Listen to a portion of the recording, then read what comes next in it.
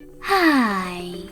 In front of me is Motorola Edge 30, and today I would like to show you how you can select and delete multiple photos at once on this device.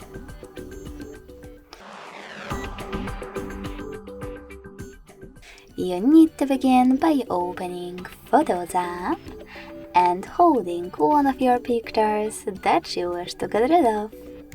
In my case, this one. Now to select multiple ones, tap on those type of dots at the top right corners. As you can see, after that, all of my pictures were successfully selected.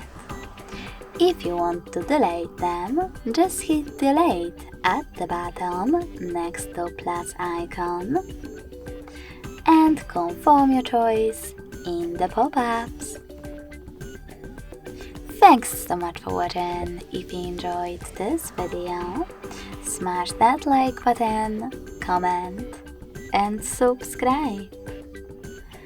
Bye!